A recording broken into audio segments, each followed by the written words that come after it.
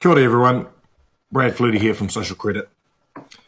So I just wanted to talk about an issue that I've sort of been dealing with for a while now. It's a bit of a problem. So I've been dealing with it on my Outspoken page, and now I'm dealing with it on my Social Credit Candidate for Northland page.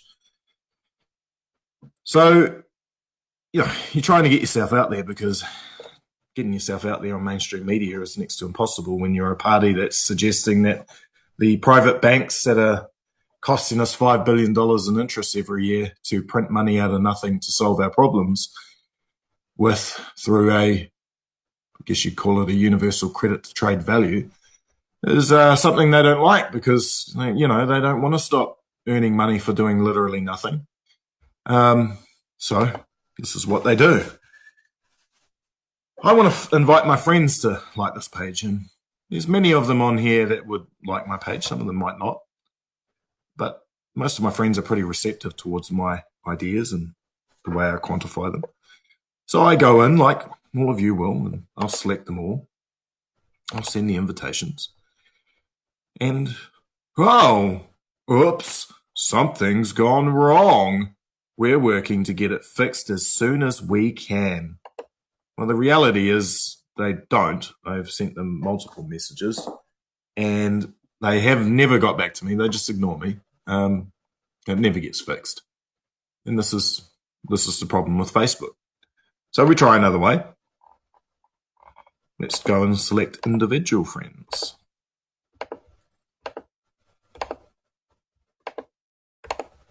Send invitations. Facebook says invitations are sent. But they haven't been. Not at all. There's 0 invited. Okay. A lot of us who deal with this on a regular basis, I'm a paying customer now, so a friend of mine said that if you're not paying, then you are the product. And it's actually quite a concerning thing to say, because it's the truth.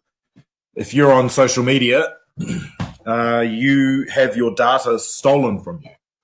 Now, data is quite valuable today. It's worth more than oil.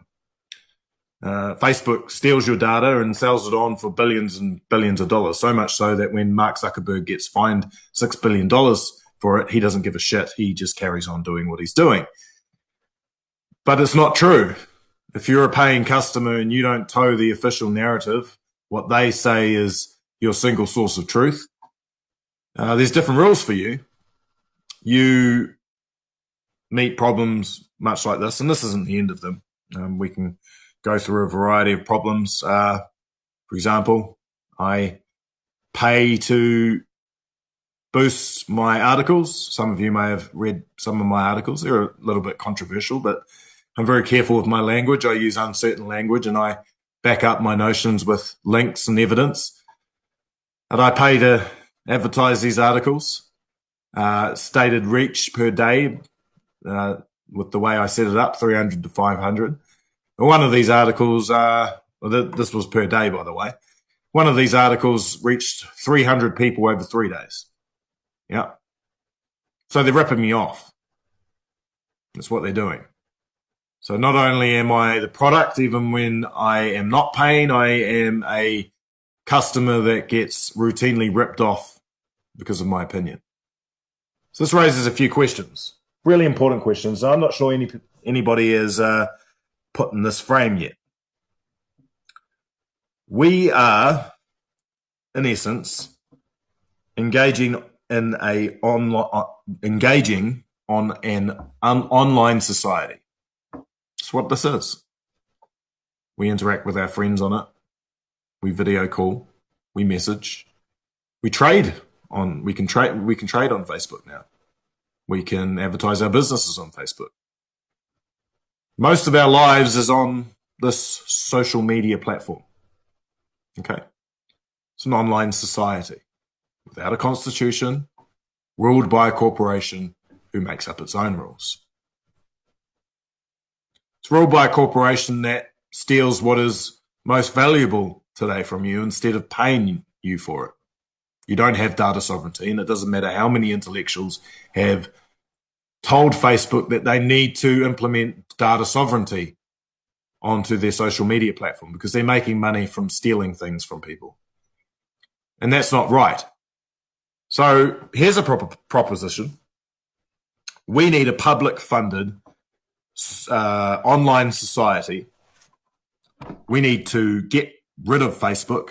Countries need to start banning Facebook once they have this public-funded, constitution-bound social media entity in place. And we need to teach monopolies who grow in power so much that they decide what is true and what is not true. We need to teach these entities a lesson.